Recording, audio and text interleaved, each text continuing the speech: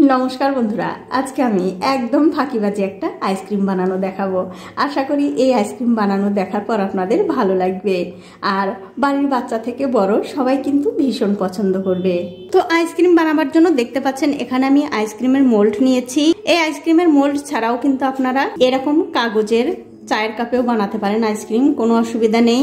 এখন দেখতে পাচ্ছেন এখানে আমি একটা ম্যাঙ্গো জুসের বোতল নিয়েছি। এই ম্যাঙ্গো জুস দিয়েই কিন্তু আমি আজকে আপনাদের আইসক্রিমটা বানিয়ে দেখাবো।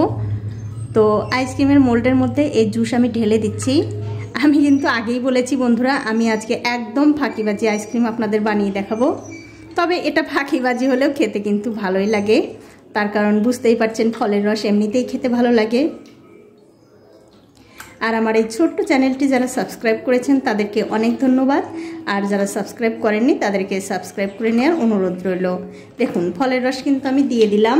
এখন এরকম একটা ফয়েল পেপার দিয়ে এই আইসক্রিমের মোল্ডটা ঢেকে দিতে হবে। দেখুন খুব ভালো করে কিন্তু আমি ঢেকে দিয়েছি।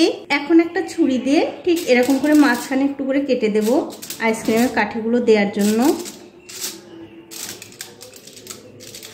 আর বন্ধুরা অবশ্যই কিন্তু আপনারা একদিন হলেও বাড়িতে এইভাবে আইসক্রিম বানিয়ে খেয়ে আমাকে কমেন্ট করে জানাতে ভুলবেন না আপনাদের কেমন লাগলো। তো দেখুন সবগুলো কাঠি কিন্তু আমার দেয়া হয়ে গেছে।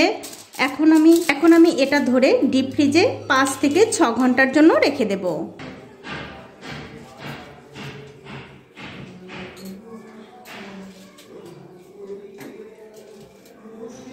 তো বন্ধুরা এটা কিন্তু আমি ডিপ ফ্রিজে রেখে দিলাম। এখন আমি ফ্রিজের টেম্পারেচারটা একটু বাড়িয়ে দেব যাতে খুব তাড়াতাড়ি এই আইসক্রিমগুলো জমে যায়।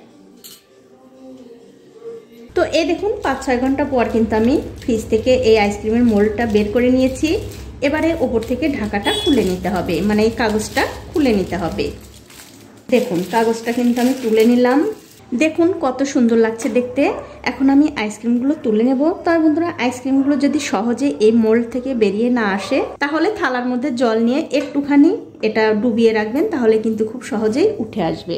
দেখুন একটুখানি কিন্তু জলের মধ্যে রেখেছিলাম। এখন আমি আইসক্রিমগুলো এর মধ্যে থেকে বের করে নেব। দেখুন আস্তে আস্তে টানলে কিন্তু কত সুন্দরভাবে উঠে আসছে।